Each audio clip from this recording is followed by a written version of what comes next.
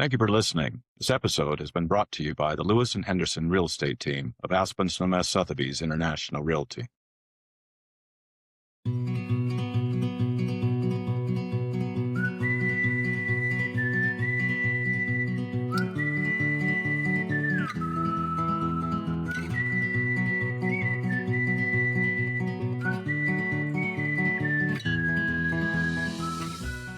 Hi, everybody. I'm Charlie Henderson. Welcome to my very first episode of She Brands the Land, where land meets legacy. Today's episode is a little unusual because I'm sitting next to or across from Ashlyne Blue. And she's the person that is actually making this podcast possible because I could not do this myself. Like most people in this valley, Ash has an extraordinary background. She's a former Nashville singer-songwriter, and also known as a rock star. So she's a legit rock star. I remember first meeting you, and I Googled you, and I was like, holy cow. Anyhow, she came to this valley. She met her love of her life, Marcus.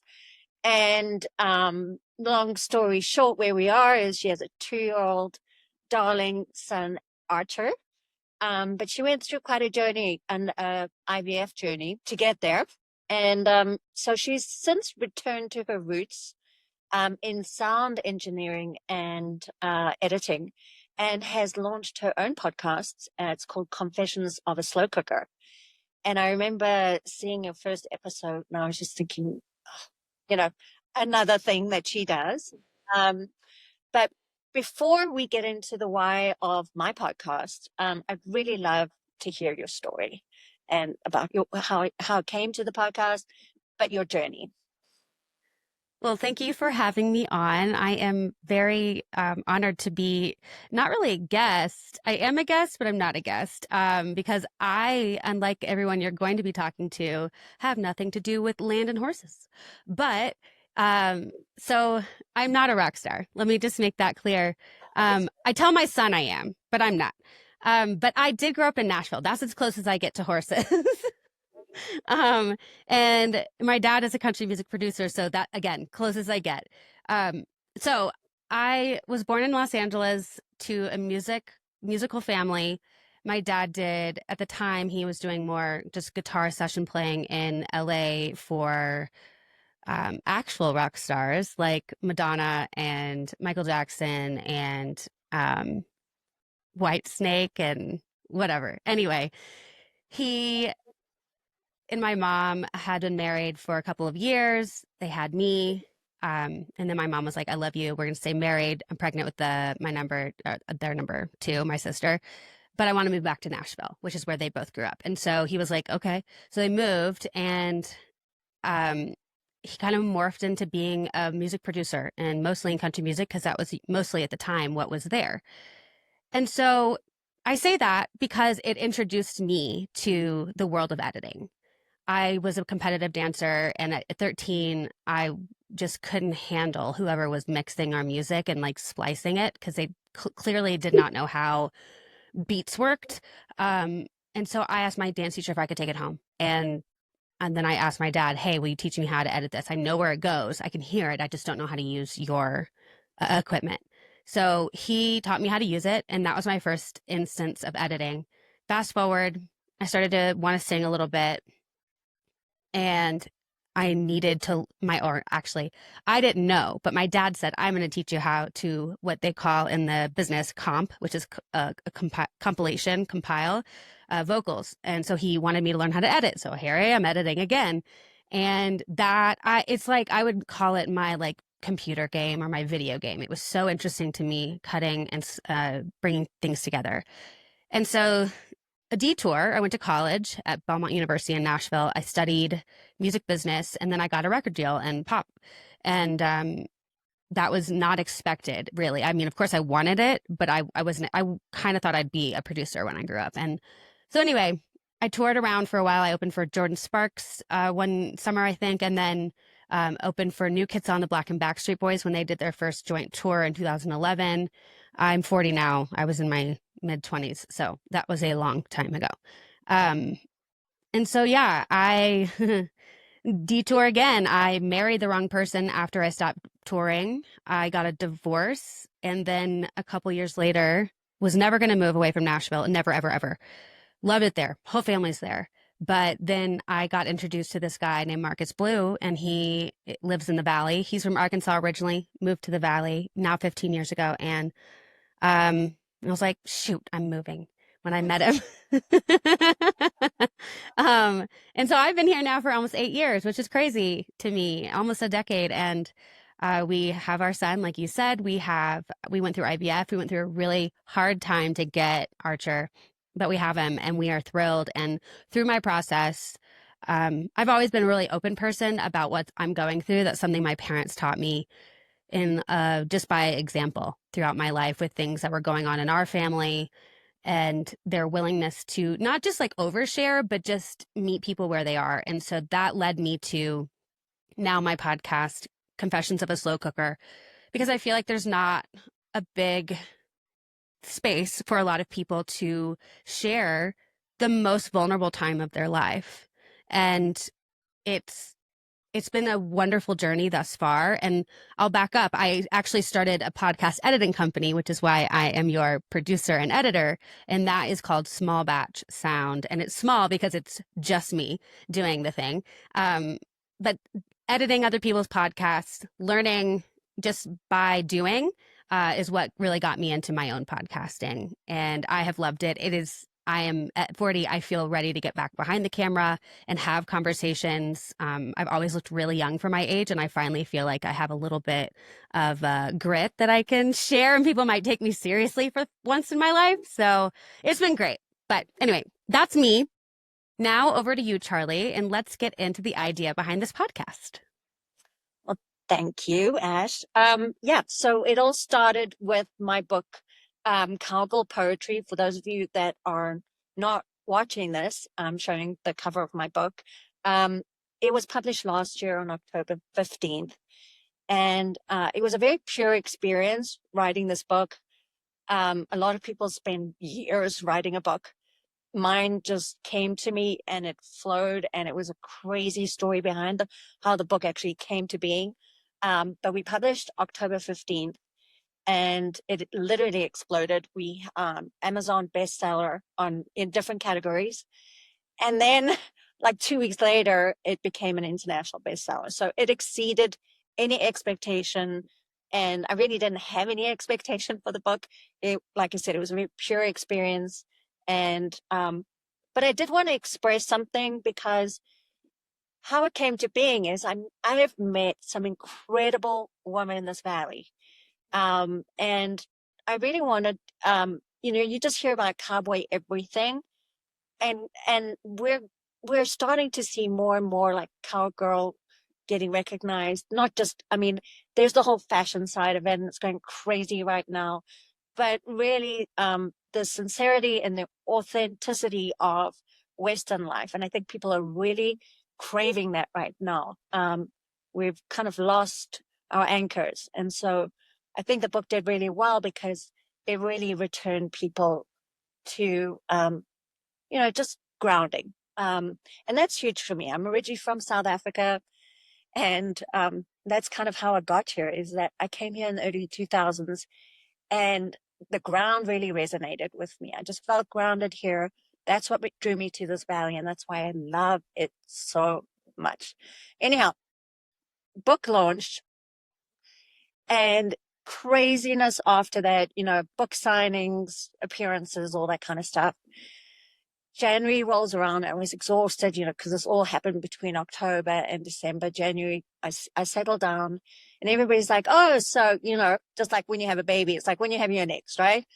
What's the next book? And I was like, you know what? There's not going to be another book, because I just don't think you can replicate, again, like the process. But that being said, I knew that there was something more and a second life to the book, and I just didn't know what it was. So, I'm hanging out, I'm thinking about it, and it did cross my mind to do a podcast, but because I'd been interviewed on a couple of podcasts, And I remember asking one of the guys, I was like, how do you do this? It's got to be so technical. I just don't, I'm whatever. And he went off and told me, he's like, it's so simple. You can do this. It's whatever. And I'm thinking, hell no. So anyhow, January, I'm sitting there and I sign up for it wasn't a conference. It's a 5-day gathering. It's called the Art of the Cowgirl, and it's in Wickenburg, Arizona.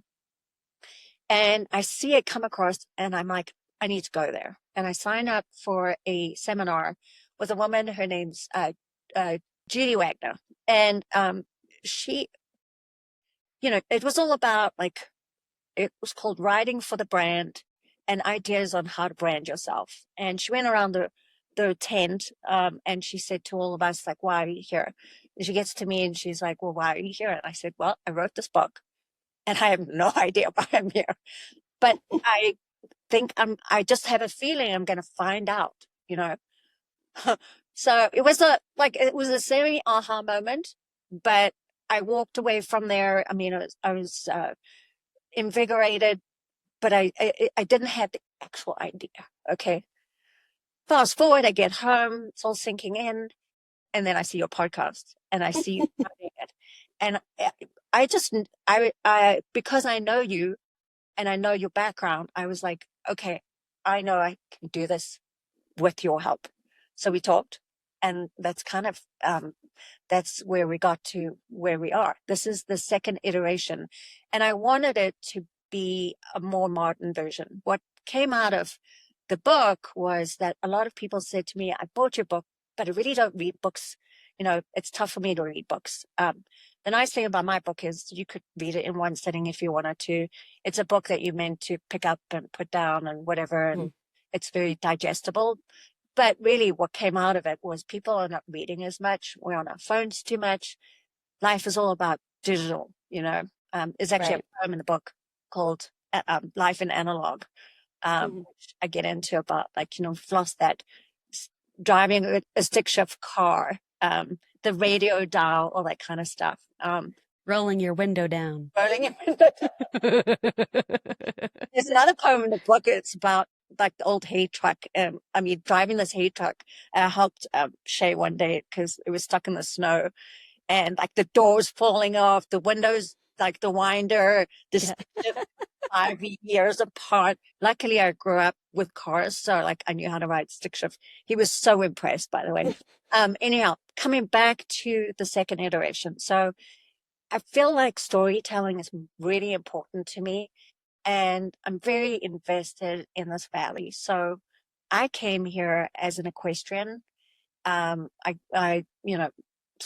came here, I was a hunter jumper. I brought my horse from the East Coast, and all of a sudden there was this whole Western world here. I had taken Western lessons before on the East Coast, and I was very intrigued about it, but it's a very different way of riding.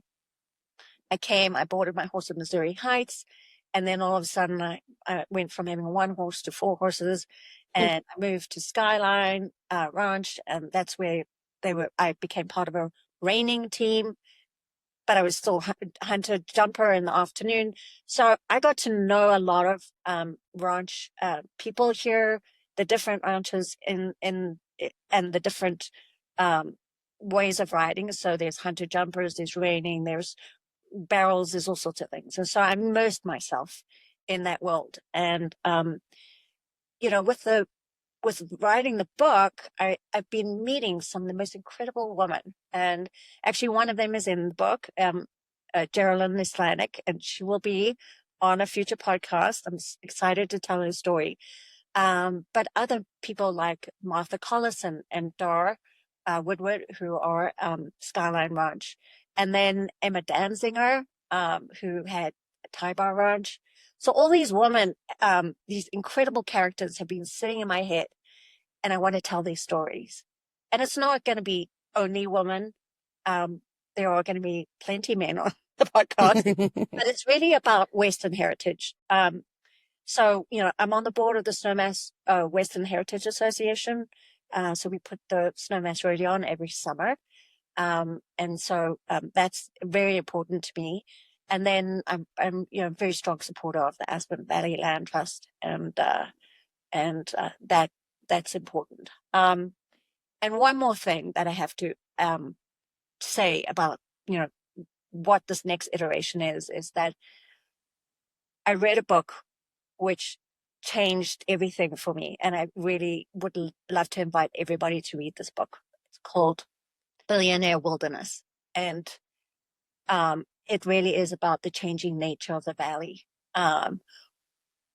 What I'd really like to do is document these incredible members of our community, ranchers, riders. Yes, it has to do with horses and land, whatever. But I really want to document them even if it's for my own selfish reasons. I think that's a really great thing to do. You can't ask someone questions when they're not here anymore. And you can gather, you can research, you can interview other people who knew those people. I personally started writing a book about my deceased grandfather, and luckily I had the wherewithal to record him with my grandmother years before he passed. It was for a different project I was working on, but I was able to use his voice and his words and the way he spoke to really influence what went into the book that I wrote, which is not out because I finished it right before I gave birth and I forgot about it. But yeah, you can't actually ask the important questions, and it's amazing how many things people don't mention out loud until they're asked. And so I think it's such a great idea, especially in this medium. Like you said, people are not reading nearly as much. You might like a book, like a physical book to have on your coffee table, on your shelf. I'm a big book person, but the reality is it's a lot easier to stick on a podcast when you're going from A to B, or to have it on the background while you're working on something else that doesn't require all of your attention. And so I think this is a great way to get it down. And also in the process, you're not just writing their stories, you're listening to them tell their stories. And I think that is so much more priceless down the line. So, okay. I want to ask you another question, if that's okay with you.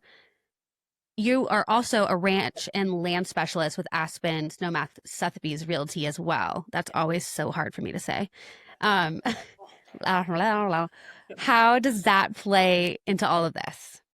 Okay, yes, I am. So I am a broker. And again, coming back to having experienced all these ranches in our valley and a bit beyond, I mean, when I was reigning, that extended all the way through to Grand Junction. But when I was doing hunter jumpers, that was mostly up in Missouri Heights, which is where most of the ranches are, more the open to the public ranches. But I've really made it my business to understand and to really get into the technicalities of that. I think it's really important when you are selling a ranch that you have the understanding of barns and footing and all that kind of stuff. So that's super important to have that technical expertise that you bring to the table for your seller.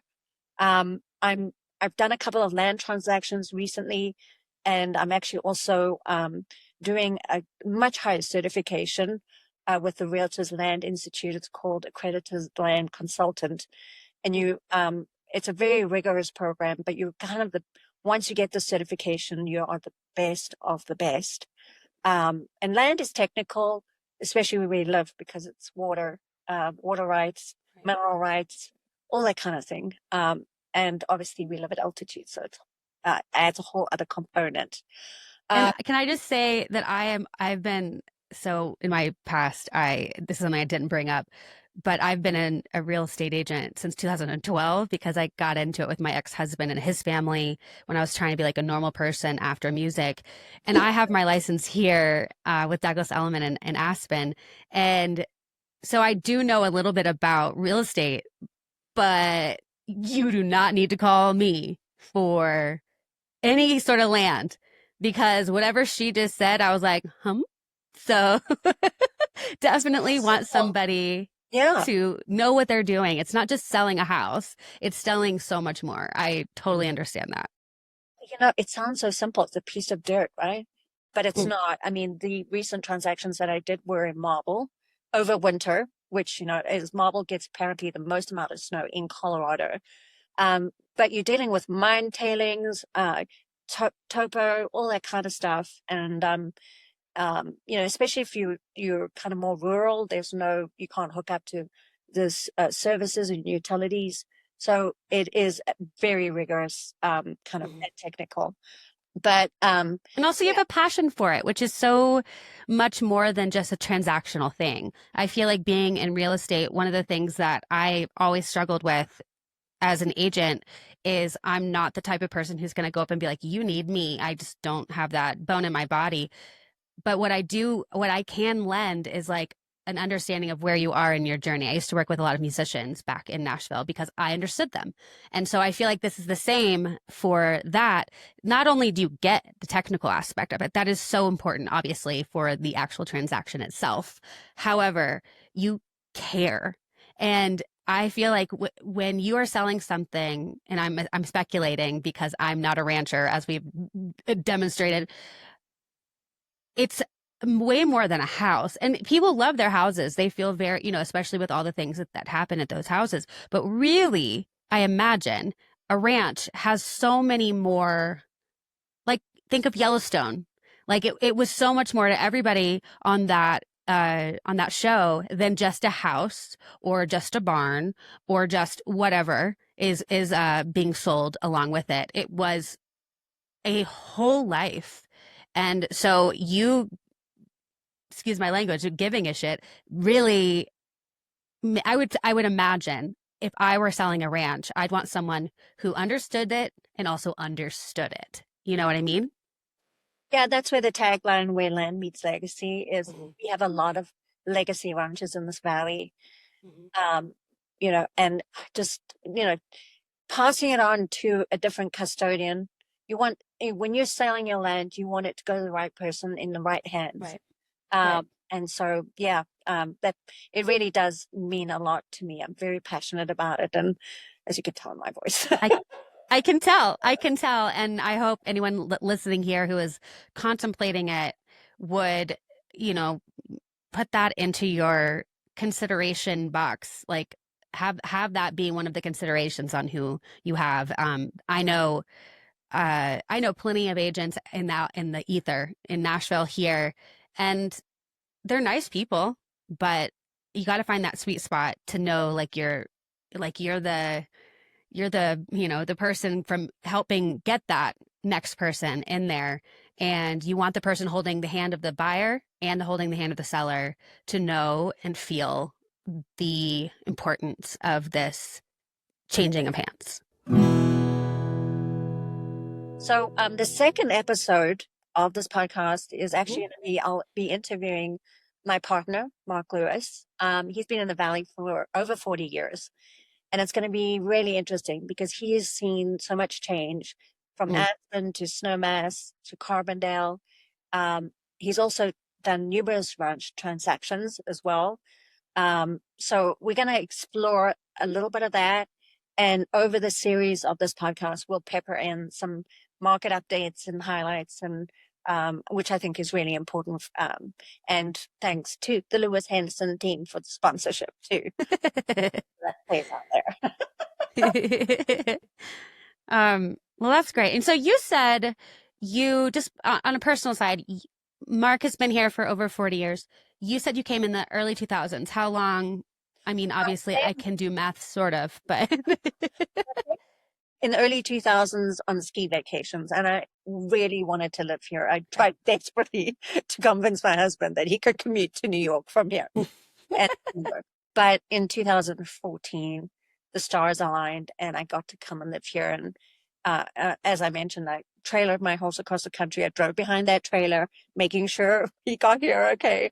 And, just immersed myself in this environment and the ranch life. And I've met so many people. I started my own business as a luxury concierge business, and since sold it, and then, went into real estate. But yeah, that's been my journey. I've had many iterations in my life.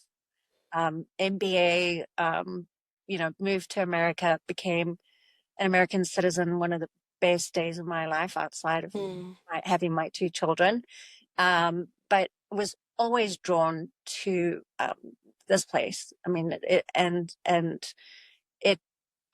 I think with my business, it really got me out there, meeting a lot of people. Yeah. I'm so grateful for that, and really immersing myself in the community. And, fast forward, I get to live in the best valley in the world. Just want to showcase that. So I've Yeah. never lived. I kind of been almost like a military, family. I've moved all over. I've Mhm. originally lived in South Africa, then moved to the States. I've lived in London. I've lived in Paris for 4 years. Came back to New York. I lived in San Francisco. This is the one place that I'm so rooted in and have lived in the longest, and I have no plans to leave ever. So yeah, that's kind of what brought me here. That is I love that. I love that. I've lived other places, not nearly as cool as all the ones you just mentioned, but I did not move here because I wanted to move here. I moved here for someone, which was kind of a gamble 2 years after a divorce, but it worked. And now I have the same bug. I would not want to leave here at all. This is my place. This is where we want to raise our son. And every time I go back to Nashville, which I still am fine with, I love it. Again, all my family's still there. I don't feel like it's home anymore. And that is one of the best things. One of the best things that happened over the past 8 years is that it has really transformed me. And yeah, I share that with you. I don't have the same expertise in the areas. I do have expertise in reiterations, because I've done so many of them, just like you have. And one of the ones that I love right now, and I feel like I feel like it's the same for you. Correct me if I'm wrong. Is that the iteration you're in now feels the most genuine? It's like pulling all the things that you love the most into one thing in terms of your real estate. Yes, you can do any other transaction in the valley. Great. You're serving the people of the valley. But the juxtaposition of the real estate and the ranches, I feel like is like your sweet spot. Yeah, it's one of those things that you don't understand it at the time, but everything in your life happens for a reason. Yeah. Divorces, all those fun things. And then all of a sudden it all sort of comes together and you understand what your why is. Yeah. And that's why I'm so excited about this, Ash. I mean, it's such a creative outlet. But I'm so excited about the lineup. And that was the other thing, is when you and I first started talking, you're like, you can't just do 3 or 4. You should have like 10 people. I'm like, and then all of a sudden my hand just kind of like when I wrote the book, 20 people on the paper already, Yeah. So just a tidbit, like, so Mark is on the second one. Then the third podcast is going to be BJ Brad, Barbara Jean Brad. I'm so excited because this is such a perfect story. I just helped her obtain Mhm. commercial lease, Oh, nice. a prime spot on Midland. She Mhm. currently owns the Golden Bow jewelry store and dry goods. And she's been in this valley for a long time. She has some very cool stories. She has some amazing stories, what her life, and she's a horsewoman. We actually, in transparency, we keep our horses together at Cypress Mountain Ranch. Mhm. And she has such a story. And then now we're going to do this before she launches the store. It opens in June on Midland, 160 Midland, and it's going to be really incredible. So I'm excited for her to tell her story, and then also to promote her business. And that's Yeah. something that's an add-on to this. Yeah. For example, Geraldine Islanic is going to be a guest on the show. She's the one that stars in the book. Everybody knows the Islanic family. They're a huge ranching family in this valley. And between her and Barbara, they both have businesses that are amazing local businesses here in our valley. So Golden Bow being around for 30 years, and now she's on her like next iteration of it. So exciting. And then same with Geraldine and Islamic. They are delivering organic meat to the schools for us. And you'll see that in Islamic Wow. truck driving up and down. So not just telling stories, but I really also want to promote local business too. That means so much to me. That resonates a lot. And so I think that that's another thing that's going to come out of this. So That's wonderful. a really great lineup of people. And like I said, pepperings of some real estate updates throughout, but for the most part, it's some really cool characters and stories to tell.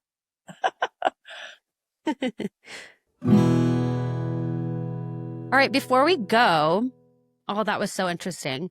But before we go, I want to ask you one more question about your other endeavor. You're a very busy lady. One Chic Cowgirl Productions. Tell us about that. I'm so excited about this. Okay. So it came about because a couple of brokers asked me to ride in their videos, in their broker videos. Ranchers that, had horses but didn't have riders there or didn't have horses. And so I basically would bring in trailer in horses, and we would work with their videographer to create an idea of, subliminal message of this is a ranch, right? So I did a couple of those last year, and I've done a couple of branding, sort of modeling things or whatever. So that's kind of the direction that we are kind of going in. So video production, experiences with the book. So maybe a trail ride with a poetry reading, and then this podcast. So, the production side of things, I did last year, did a big shoot for Pendleton Whiskey. So it was a big branding, photography and videography session. So brand ads with agencies, and as cute little sidekick of Western wedding archers, which is kind of my little creative fling. So you can rent those for your wedding even if you're having it in a field. We'll deliver them, and you can have your florist do them up, and so that's also part of it. That's so cool. Yeah, I went to an art and ballet school for high school. I have such a strong creative streak, so I have to poor Mark. He's like, uh-oh, what's next? Well, ask Marcus about that. Oh my gosh. I am like crocheting things left and right, and then I'm doing needlepoint, and then I'm doing watercolor all in one day. Wow. And then I'm working. So, hey, I promote, if you're a creative person, you have to create, or otherwise you go nuts. Exactly. Yeah. So you can check that one out. I think it will be in the show notes. One Chic Cowgirl Productions online. We will make sure to put on all that in the show notes. Okay. Well, I'm so happy that you, when I thought about the first episode, I was like, it just would be perfect for you and I to introduce it. And thank you so much to everybody who is taking the time to listen to this first episode of She Brands the Land. There are going to be numerous episodes after this, so really hope that you will share this with either online or send it to a friend. And shows like this really help. But if you subscribe and follow, that helps me build up not a fan base, but a subscriber base. So yeah. And please, if you feel like leaving a review, great. And my contact will also be in the show notes, so you can find me there. And if you have an idea of somebody you think I should interview, I'd love to hear from you. There's so many people on my page right now, but I'm hoping it's just going to grow and get these stories out and learn so much about the incredible wealth of people that we have in this valley. So I'm so proud. Everyone, thank you so much for listening. I hope you will join Charlie on the next episode of She Brands the Land. And until then, have a great rest of your day. And giddy up, everyone. I'm so excited.